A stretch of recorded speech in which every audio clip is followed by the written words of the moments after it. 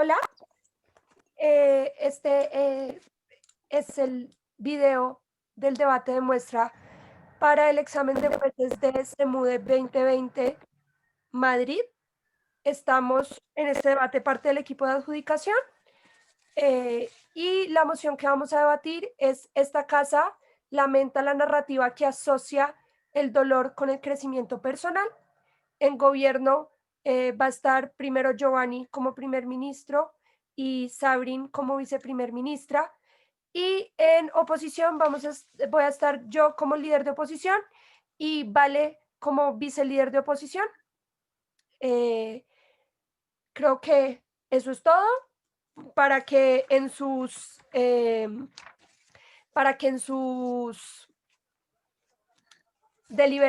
su feedback que van a mandar por escrito puedan referirse a nosotros con el pronombre de género con el cual nos identificamos. Vamos cada uno a decir nuestro pronombre de género antes de empezar el discurso y creo que eso ya es todo.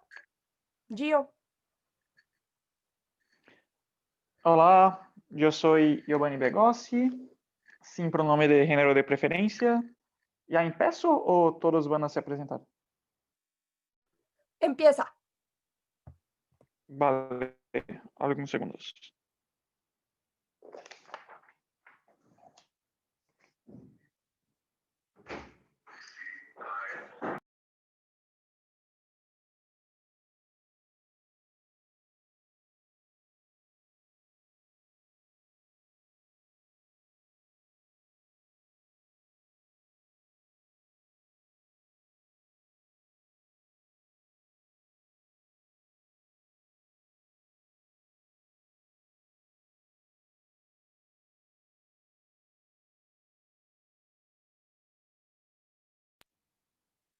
Agora sim.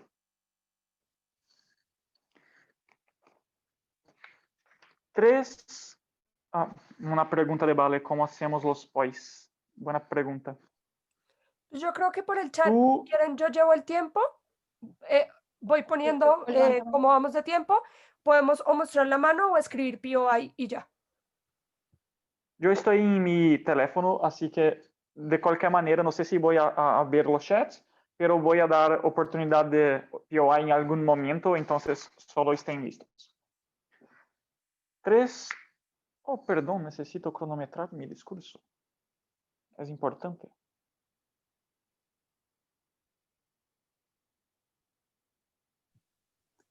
Perdonad las molestias ocasionadas por parte del equipo de adjudicación.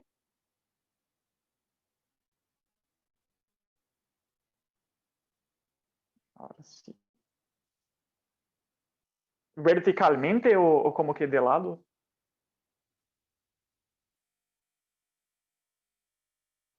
¿Así está mejor?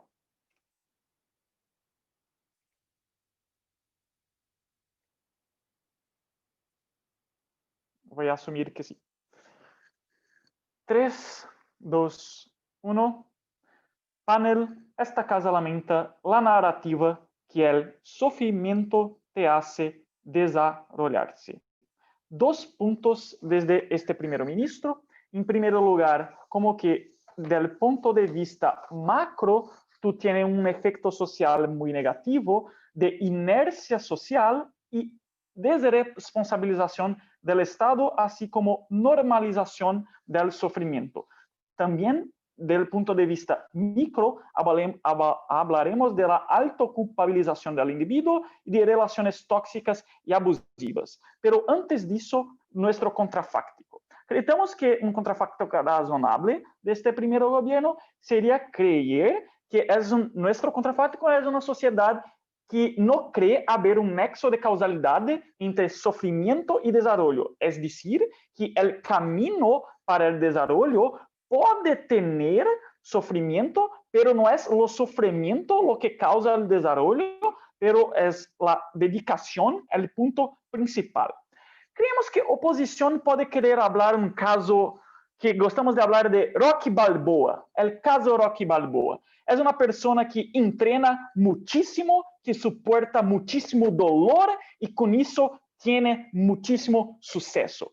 Pero panel, la mayoría de las personas no son como Rocky Balboa, la mayoría de las personas están en una situación en que tienen que trabajar muchísimo para ganar un poco de dinero para conseguir vivir. La mayoría de las personas como Rocky no tuvieron la escolha, no consentieron con la situación que están, enquanto que Rocky optó por estar en un esporte, en un desporte, en que es necesario entrenar muchísimo físicamente. Las personas no dieron su consentimiento para estar en un sistema capitalista extremadamente opresor, en que tú tienes poca preocupación con salud mental y tú tienes que básicamente trabajar hasta tu muerte.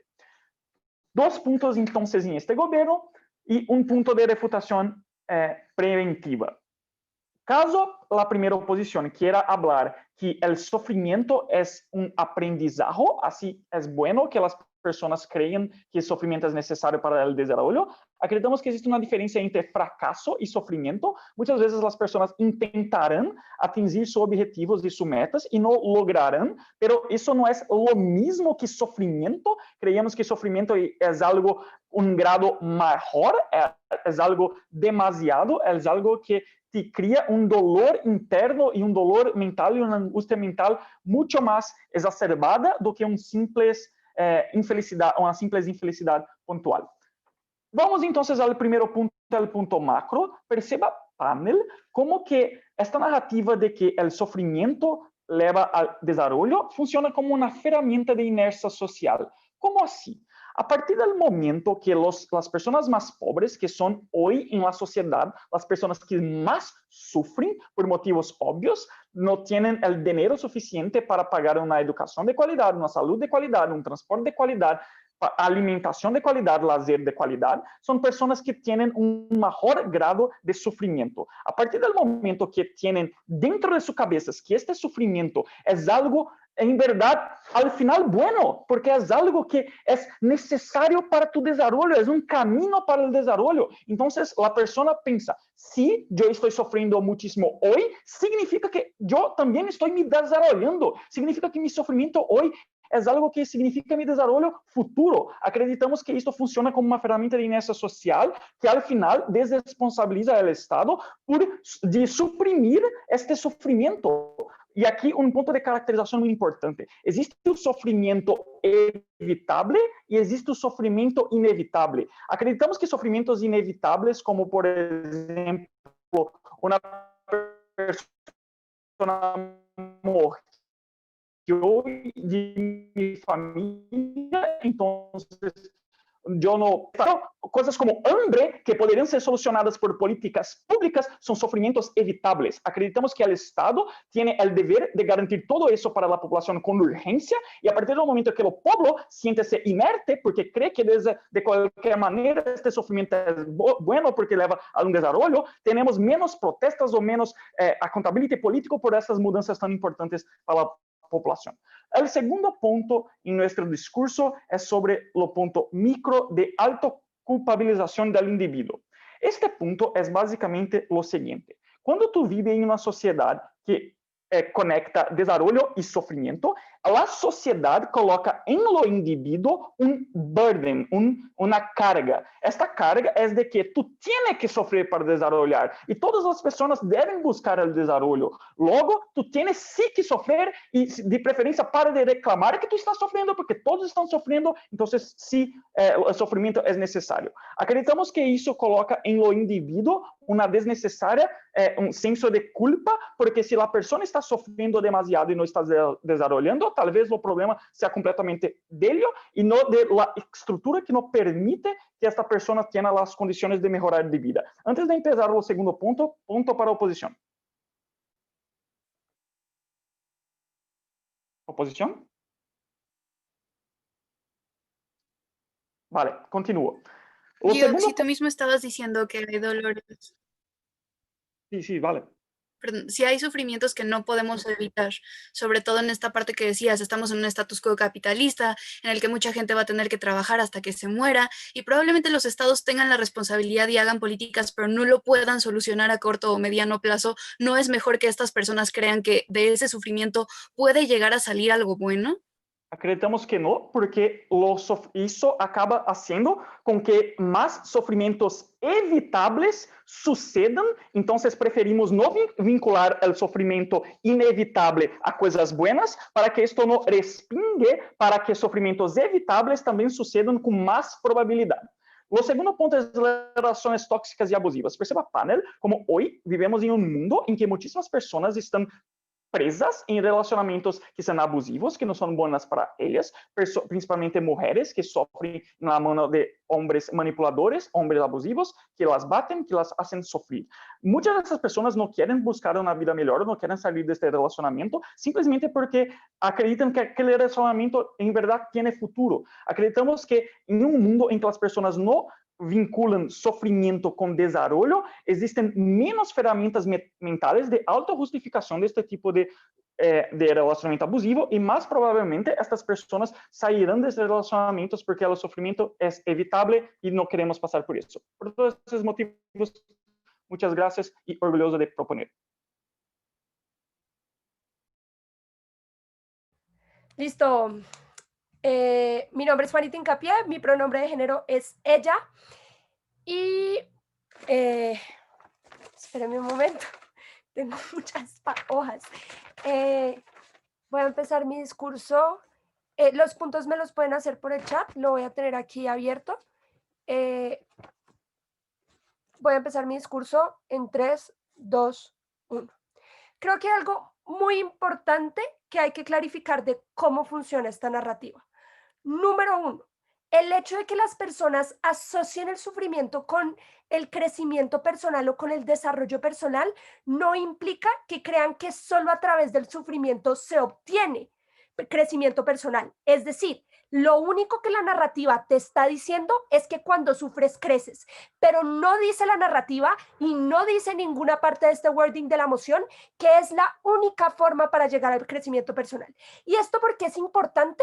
Porque esto disminuye un montón esta idea de que las personas van a estar dispuestas a sufrir porque creen que es la única forma de crecimiento personal que tienen. Pero número 2, creo que lo que pasa es que esta narrativa es un contrabalance a una sociedad absolutamente hedonista, que valora únicamente el placer, que valora únicamente la buena vida de las personas. Creo que en un mundo donde no existe esta narrativa y seguimos viviendo en un mundo hedonista, lo que hacemos es huirle al dolor, evitar el dolor a toda costa y esconder que sentimos dolor, porque eso habla mal de la forma en la que vivimos nuestra vida, porque eso habla mal de la situación que vivimos. Creo que si eso es cierto, los sufrimientos evitables son algo que es simétrico en este debate, porque nuestro hedonismo hará que probablemente queramos evitar el dolor a toda costa. Creo que el punto más importante de este debate y en el que hay más clash ahí es qué pasa con el sufrimiento que es inevitable.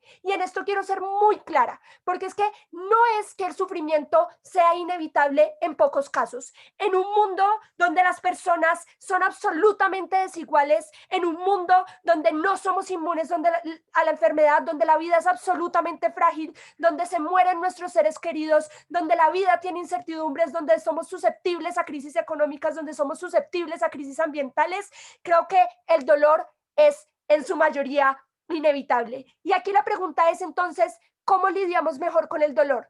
Cuando lo pensamos como algo que sirve de algo o cuando creemos que hay que evitarlo y cuando sucede no hay nada más que hacer, nuestra vida probablemente nunca va a ser igual y no sirve de nada todo esto que estamos viviendo. Vamos con el primer argumento que les traemos Valeria y yo en este debate. El primer argumento es donde lidiamos mejor con el sufrimiento inevitable. Hay 3 razonamientos de por qué lidiamos con el sufrimiento inevitable mejor en nuestro lado de la casa. Ya les expliqué por qué es el sufrimiento más importante del debate. Número 1, porque hay un cambio de perspectiva. En mi lado de la casa, cuando yo estoy en el momento de sufrimiento, yo no pienso en la situación actual y en el presente en el que me encuentro, porque lo más importante es cómo voy a superar este sufrimiento y cómo voy a crecer a partir de él. Y en ese orden de ideas, creo que lo más probable es que esto sea un mecanismo para seguir adelante, un mecanismo de cambio de perspectiva que probablemente no existe en el lado de la casa de gobierno, porque precisamente en mi lado de la casa, yo lo que creo es que lo más importante de este sufrimiento que estoy viviendo no es el dolor dolor que siento en este momento, sino las posibilidades y las herramientas de aprendizaje que me da. Segundo, porque evita estancamientos. Psicológicamente lo que hace esta narrativa en la cabeza de las personas es decirles que este sufrimiento que yo estoy viviendo en este momento me va a preparar para no volverlo a vivir, porque voy a aprender. Y creo que aquí refuto una de las ideas de relaciones tóxicas que traía Giovanni, y es que la narrativa social frente a las relaciones tóxicas no es, ay, el sufrimiento es súper bueno y vas a aprender a llevarte bien con tu esposo que te pega. La narrativa es, tú viviste esto, sufriste un montón, pero te va a ayudar a nunca más entrar en una relación tóxica. Esta narrativa no te hace quedarte con tu esposo que te pega, te hace pensar que este sufrimiento te prepara para no encontrar otro esposo que te pegue, te hace tener esperanza en los hombres de nuevo, esperanza en el amor, que probablemente esa esperanza es algo que te da calidad de vida, que te da sueños y que te da motivaciones para seguir adelante. Tercer razonamiento, hay procesos de verbalización y de humanización del dolor que son muy necesarios. En el lado de la casa de gobierno es muy probable que huyamos al dolor, que pensemos que el dolor es malo, que sentirlo está mal y todo este tipo de narrativas que les habla Giovanni de que no vamos a querer hablar del sufrimiento.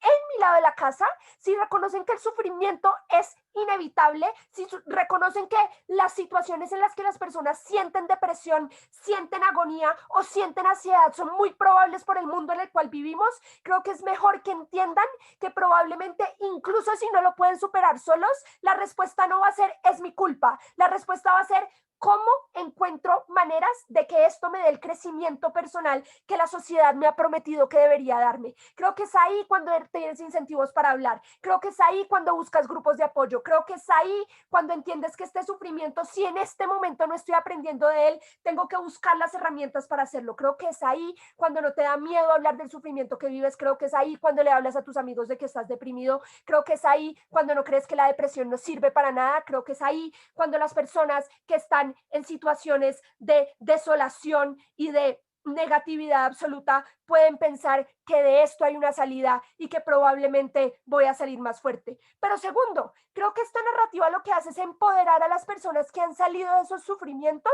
para que le enseñen a otras a cómo hacerlo en el futuro.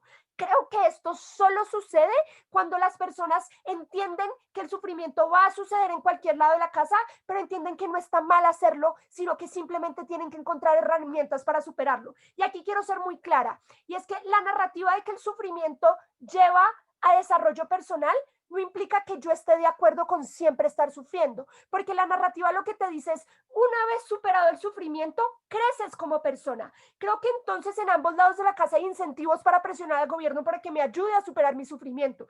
Valeria les va a hablar muy claramente de cómo esto funciona precisamente cuando las personas pueden socialmente organizarse para demandar cosas del Estado. ¿Cuáles son los impactos de este argumento? Número uno, que morigeramos los sentimientos de desolación de las personas y las hacemos potencialmente más productivas frente a su sufrimiento. Creo que incluso si esto pone una carga en las personas, la respuesta a esto es, incluso si pone la carga, en mi lado de la casa están más preparados para entender este sufrimiento y para saber lidiar mejor con ellos. Claro, que podría ser una carga, maravilloso, lo compramos, pero en el lado de la casa de ellos, nadie saca nada bueno del sufrimiento. Y si en ambos lados de la casa sufren, prefiero incluso que tengan una carga que pueden desmesurar en el Estado, que pueden desmesurar en sus amigos para poder lidiar mejor con el sufrimiento, porque aquí es donde son más libres, cuando el sufrimiento no es una carga de la cual no pueden salir y de la cual no pueden ganar nada y de la cual no pueden aprender, porque las personas son más libres, porque tienen mejor calidad de vida, orgullosísimas de oponer.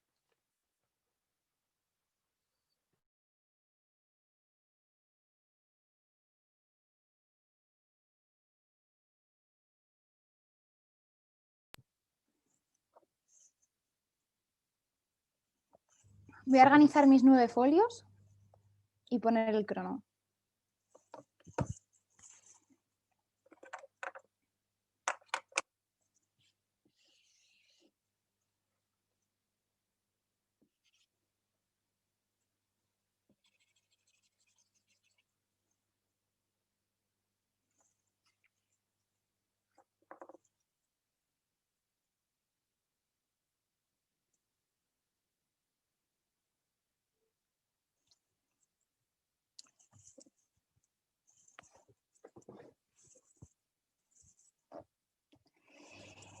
Panel, me alegra mucho tener que hablar de dolor, me alegra mucho empezar a debatir después de un año sin hacerlo en este preciso momento. Vamos a refutar el caso de alta de oposición, pero por una cuestión muy sencilla, y es que el único beneficio que te trae alta de oposición es la esperanza. Voy a probar cómo la esperanza en concreto solo dura durante un corto plazo, es decir, no siempre se perpetúa la esperanza y está muy condicionada por el resultado que tú puedas tener a futuro. En primer lugar, te hablan de que efectivamente existe un sufrimiento que es inevitable. Y el único objetivo y el único razonamiento que me dicen es, normalmente, si tú como tal estás sufriendo muchísimo, en plan, lo que tú puedes tener es como tal un aprendizaje por el cual yo digo, vale, estoy sufriendo, pero me voy a enfrentar a la vida como de una forma como muchísimo más positiva, no todo sirve de nada, puede que llegue a un determinado objetivo. El problema que tiene aquí es que esta enseñanza está meramente condicionada de que efectivamente se llegue a este caso positivo. Es decir, yo puedo haber sufrido muchísimo, yo puedo decir, vale, venga, mi dolor como tal me va a satisfacer, o sea, mi dolor como tal me va a enseñar, voy a llegar a un determinado objetivo, pero si yo no llego, se producen todos los puntos de la frustración que te traía alta de gobiernos. Esto es súper importante porque bajo su narrativa siempre vas a estar condicionado con que tú en algún determinado momento llegues a este determinado desarrollo, por lo tanto ese consuelo no se va a perpetuar en la mayoría de los casos porque depende del resultado, ¿vale? El problema importante aquí, y es básicamente uno de los puntos que traíamos nosotros, es que ¿qué es el desarrollo como tal? El desarrollo está totalmente relacionado y condicionado por los factores externos. Es decir, el desarrollo en sí mismo, es decir, la meta que yo me pongo es una cuestión como meramente personal, pero también se desarrolla y se relaciona con, 1, cuál es el dinero que tengo, 2, cuál es la enseñanza que tengo, 3, cuáles son los objetivos, 4, cuáles son mis metas como tal. Hay algunas externas que no son alcanzables para mí, efectivamente existe un dolor inevitable que era del que estábamos hablando. ¿Qué pasa? Que es totalmente injusto que sea esta la narrativa. ¿Por qué? Porque en el caso de las personas que nunca jamás van a poder llegar a la meta preestablecida, a la meta que establece la sociedad, al desarrollo en concreto, entra directamente en choque con la mera necesidad. Me explico. Imaginaos que para mí, o mi sueño es tener un determinado trabajo, imaginaos para mí que mi sueño para mí o mi desarrollo profesional o mi desarrollo personal es el reconocimiento del resto. Uno está condicionado externamente, pero ¿qué pasa? Cuando yo me perpetúo en el dolor, cuando yo verdaderamente tengo una necesidad específica, que ahí es donde entraba el Estado, en ese preciso momento el dolor y la esperanza que yo tengo depositada ya no sirve. ¿Por qué? Porque esa consecuencia o ese beneficio práctico que yo podía tener ya no lo tengo y por ende yo tengo una mayor frustración como tal, es decir, que el consuelo como tal no se establece, el consuelo como tal no existe y por ende el Estado como tal en plan lo que hace es aplazar y justificar que todo ese sufrimiento que están teniendo la población está totalmente legitimado, ¿vale? El segundo punto, y antes de entrar a ello, Juanita, tu punto. El problema de la frustración es que en el lado de la casa de Sabrin sucede en el mismo momento en el que sufro. En mi lado de la casa, por lo menos la postergo y hago que las personas encuentren mecanismos para aprender de ese dolor. En el lado de la casa de Sabrin, literalmente se echan a morir porque ya sufrieron y no hay nada que hacer. En mi lado de la casa vamos a hablar de nuestro segundo punto y más importante, que sobre todo responde precisamente al dolor necesario, es que Juanita en su turno, y espero que Vale lo haga, omite sistemáticamente lo que se relaciona con el dolor. El dolor como tal no es solo, oye, me duele algo. El dolor conlleva muchísimas consecuencias detrás, muchísimas cargas negativas, que no vamos a basarnos en ellas para desarrollarnos. Te voy a explicar por qué. Primero, cuando tú como tal sufres, o probablemente hayas tenido una situación muy traumática, pues por ejemplo que tú tengas una situación mental muy complicada, que tengas incluso consecuencias biológicas, que tengan incluso consecuencias sociales para con los demás. Es un estado en el cual tú biológicamente estás sufriendo lo suficiente. Tú como tal no puedes desarrollarte con el resto como consideras y además en ocasiones tú no puedes evitar ese determinado dolor. Puede que tú hagas todo lo posible por hacerlo, pero nunca llega a ese determinado beneficio, ¿vale? En plan, perfecto, pero ¿cuál es el principal problema y cuál es la consecuencia o cuál es la contranarrativa que tenemos? Para nosotros, el desarrollo que ya está condicionado por factores externos es mucho mejor si lo posicionamos desde el punto de vista de que nosotros nos motivemos mediante los estímulos positivos y no relacionados con el determinado dolor. Quiero decir, tú como tal, para apoyarte y para desarrollarte en esos objetivos que tú ya te has predispuesto, eres mucho más que el dolor. Tú eres, por ejemplo, la educación que te han dado, tú eres, por ejemplo, el amor que te han dado durante el dolor, tú, por ejemplo, eres como todas las consecuencias o toda la construcción positiva que has tenido. ¿Por qué esto es beneficioso como tal? Porque, ojo, ¿Cómo me enfrento mejor a los riesgos? Sabiendo que puedo sufrir y que puedo pasarlo muy, muy mal y no queriendo eso, que la principal motivación sea algo como tremendamente positivo, porque la forma de enfrentarte es totalmente diferente. En primer lugar, estoy más predispuesto a sufrir, a tener determinados riesgos. Cuando tú, porque omiten una parte de la carga y es, ok, yo reconozco que efectivamente en plan me duele y probablemente como que llega a futuro a tener como algo beneficioso. El problema es que realmente tú sí estás haciendo implícitamente una correlación, que era lo que te explicaba Giovanni, entre conseguir el determinado desarrollo con ese determinado dolor. ¿Por qué es mucho mejor nuestro caso en concreto? Es porque la principal motivación no se va a basar en estas consecuencias como totalmente negativas, sino que verdaderamente vas a tener inputs positivos en los cuales no tienes por qué correlacionar esto que decíamos, sino que la motivación va a ser como mucho más positiva. El tercer punto que hablaban ellos con respecto al empoderamiento, en plan, sucede exactamente lo mismo. Para el empoderamiento, o sea, es mucho mejor que tú no hagas una diferenciación dentro de la sociedad, que tú no hagas una diferenciación y digas, oye, básate precisamente en el dolor, porque está claro que efectivamente hay muchas personas que van a sufrir muchísimo más. ¿Cuál es el problema? Que en términos reales esas personas son las que menos van a llegar a sus metas. Tú puedes decir efectivamente el dolor sirve para algo, pero si no llegas a ello, esa es una falsa promesa de empoderamiento y por ende todas las consecuencias negativas del Estado sí que se están produciendo. Es mucho mejor decir, mira, el dolor es malo y del dolor tienes que salir. Y esto es súper importante porque tú no puedes perpetuarte, tú no puedes asumir que efectivamente en el dolor tienes que estar porque va a haber una determinada consecuencia, porque si esto no sucede puede tener como consecuencias muchísimo peores. Es mucho mejor enfrentarte a todo esto con todo lo que decíamos nosotros, que no exista esta determinada correlación, que el dolor como tal sea súper temporal, es decir, que se pueda acabar y que además todos los impulsos positivos por los cuales tú puedas enfrentarte a algo sean inputs positivos que tú hayas recibido y que no estén correlacionados con todas las consecuencias negativas que te trae el dolor. Entonces, en la comparativa, que es lo que te trae alta de oposición, dentro de que efectivamente yo puedo tener un determinado aprendizaje, nunca he de relacionarlo con el desarrollo, porque entonces esta narrativa estaría súper condicionada por los factores externos y por factores que probablemente las personas que menos tengan acceso a esto nunca vayan a conseguir. Es mucho mejor, en definitiva, coger y enfocarse en esas perspectivas o en esas sensaciones que le hacen sentir a uno muy orgulloso y muy, en plan, como muy contento y muy feliz consigo mismo para llegar como a estos objetivos. Y dicho lo cual, muchas gracias.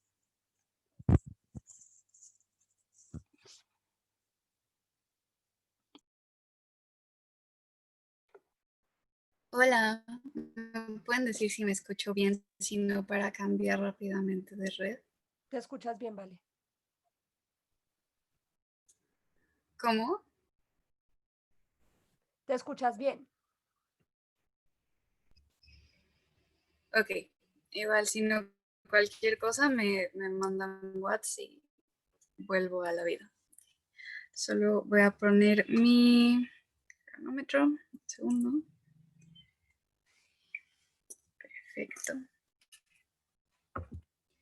Empiezo mi discurso en 3, 2, 1. Creo que lo primero importante a decir es que Sabrin decidió ignorar categóricamente el encuadre que hace Juanita sobre qué es lo que pasaría con el contrafáctico que ellos nos traen, ¿no? Que es básicamente que la sociedad deje de correlacionar dolor con crecimiento personal. Ojo, algo muy importante que hicimos desde el minuto 1 del discurso de Juanita fue explicar cómo esta narrativa no impone que el dolor sea la única forma, el dolor y el sufrimiento sean las únicas formas de alcanzar un crecimiento personal, sino que cuando pasamos por este tipo de situaciones podemos tener ese crecimiento personal, pero dos, el cómo sí vivimos en una sociedad hedonista, ellos lo reconocen desde el encuadre que nos ponen, aunque sea con otras palabras, cómo está concentrada en la productividad, en un sistema capitalismo en el que todos tenemos que esforzarnos y trabajar y ser productivos. La cosa con esto es que en esta sociedad hedonista tendemos a evitar el dolor y no reconocer que existe y que es algo inevitable. Entonces la cosa es, cuando existen estos dolores inevitables de los que nos hablaba Sabrin dentro de su caso, ¿qué es lo que tenemos que hacer? ¿O cómo podemos enfrentarnos mejor a ellos? Nosotros creemos que es a través de la perspectiva y de la narrativa que nos dice que podemos obtener algo a partir de esto. Creo que hay un razonamiento muy sencillo y es los humanos, el Estado, los gobiernos, las organizaciones, creo que siempre tenemos mayores incentivos a actuar o a hacer algo cuando sabemos que vamos a obtener obtener algo a cambio.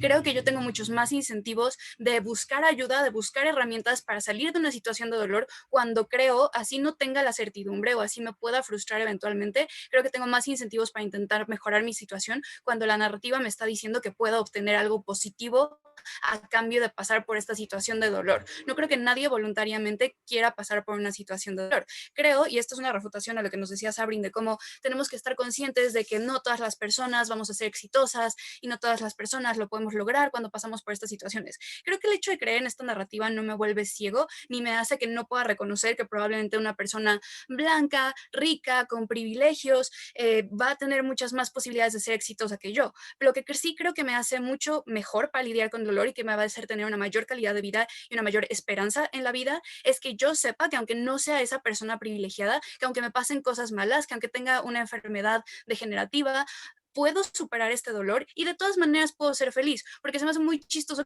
que Sabrin nos decía, las personas tienen que saber que son mucho más que su dolor, que son mucho más que esas situaciones negativas por las que han pasado. Por supuesto, en su lado de la casa, cuando no tenemos una narrativa que nos dice que del dolor pueden salir cosas buenas, es mucho más probable que las víctimas de situaciones de sufrimiento, que las víctimas de situaciones de dolor digan, esto es demasiado, esto me supera, no sé cómo lidiar con ello, porque aparte de todo no estamos acostumbrados a hablar del dolor, a hablar de que estoy sufriendo y a que esto sea visto como normal, cosa que ellos mismos nos conceden desde el discurso de Giovanni cuando nos decía, a través de estas narrativas normalizamos el dolor. Pues sí, qué bueno que se normalice que en el mundo hay dolores inevitables, hay situaciones que son difíciles para todos. ¿Para qué? Para que en el momento en el que las entendemos como algo normal, como algo humano, entonces empecemos a generar herramientas para afrontarlas. Y entonces yo crea que aunque esté pasando por una situación de dolor, soy más que eso, puedo superarla y puedo desarrollarme de una mejor manera. ¿Me va a quitar el trauma? ¿Me va a quitar el dolor que pasé? No, pero sí me va a dar esperanza de que soy más que eso y puedo superarlo. Ahí pues se cae prácticamente el caso, porque también nos ponían la parte del dolor de que tiene consecuencias biológicas. Vuelvo a lo mismo, creo que las personas que tenemos alguna enfermedad o que tienen alguna limitación física están conscientes de sus limitaciones. ¿Cuál es el problema? Que tenemos de dos sopas. La sopa 1, que es la sopa de gobierno, que nos dice, el dolor es malo, húyele al dolor. ¿Cómo huyo del dolor cuando tengo una enfermedad que me hace no poder dormir porque me duele físicamente? Creo que puedo dormir o que puedo conciliar mejor el sueño con mi sopa, en mi mundo, cuando lo que me están diciendo es que este dolor, a lo mejor, si nos vamos a lo físico, va a aumentar mi umbral del dolor. Entonces, la siguiente vez que yo me enferme, ya no voy a sentir tan feo porque logré superar esta situación. Pero también creo que me puede ayudar a saber que soy más que ese dolor y aunque me esté doliendo y me cueste trabajo dormir, puede que mañana llegue a la escuela y voy a tener el doble de incentivos por hacerlo mejor porque me quiero superar, porque quiero estar mejor. Giovanni, tu punto. Vale, o que é mais fácil resolver politicamente? Dolores sem consequências positivas ou dolores que te ajudam, que é tu caso? Muchas gracias y eso pasa directamente a mi siguiente argumento, porque justamente ellos nos decían vamos a quitarle la responsabilidad del Estado de intentar evitar estos dolores. A ver, creo que si nos vamos a este mundo capitalista que tú mismo caracterizabas, el Estado normalmente no actúa a menos que tenga incentivos para hacerlo. Aunque tenga el deber de hacerlo, vamos a ser realistas. Creo que es muy poco probable que el Estado diga voy a hacer un programa nacional gratuito de atención para la salud mental solo porque sí, porque mañana despiertan más humanos y deciden cuidar a su población. Creo que el momento en el que los gobiernos se han empezado a preocupar por la salud mental de su población es justamente cuando descubrimos que cuando tienes problemas de depresión, cuando tienes problemas de ansiedad, se tiende a pensar que eres menos productivo. Justamente es aquí cuando las empresas y los gobiernos empezaron a actuar, ¿no? ¿Por qué? Porque creen que ahí había un trade-off, que si yo hago más felices a mis empleados, que si yo hago más estables y cuido la salud de mis empleados, es entonces que empiezan a ser más productivos y yo tengo réditos, sea como Estado o sea como empresa. Entonces, justamente de eso va nuestro siguiente argumento, que reconociendo estas falencias y estados horribles que tenemos y gobiernos horribles que tenemos, ¿dónde creemos que esos estados nos pueden tratar mejor? Cuando tenemos esta narrativa que dice, sí, puede que tu empleado o puede que tu poblador esté pasando por un muy mal momento, pero ¿qué crees? Va a crecer a partir de esto. Y en el momento en el que todos empezamos a crecer, tú vas a estar mejor porque vas a tener una población más sana que te hace invertir menos en el sector salud y unos trabajadores más productivos que te hace invertir menos en healthcare o en indemnizaciones o en finiquitos porque los tuviste que despedir porque estaban muy mal y no podían levantarse al trabajo. Creo que tener este tipo de sociedad es algo que viene de mi narrativa. ¿Por qué? Porque en mi narrativa, cuando empiezo a normalizar el dolor, pero lo empiezo a normalizar como algo que me puede traer beneficios, que en este caso sería el crecimiento personal, y yo empresa y yo Estado reconozco que personas más desarrolladas de manera personal pueden estar más desarrolladas de manera profesional y por lo tanto tener un mejor desempeño para mí, es que tengo incentivos para generar